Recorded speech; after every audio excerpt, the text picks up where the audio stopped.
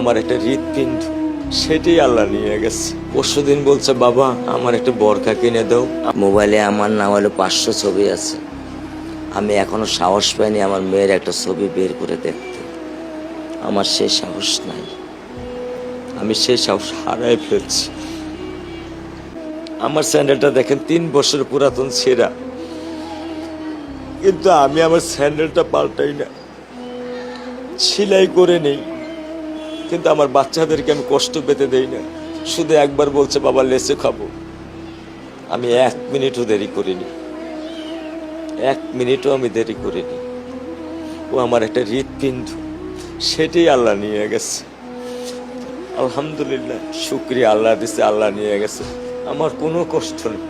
আমি তো চাইলে পারতাম না। অনেক দম্পতি আছে যাদের সন্তান নেই, আল্লাহ দিছে, আল্লাহ নিয়ে গেছে। আমি আলহামদুলিল্লাহ করি আল্লাহ গেছে। আমার কোনো কষ্ট নেই, আমার কোনো কষ্ট নেই। ঠিক আছে, গরমের মধ্যে তো একটু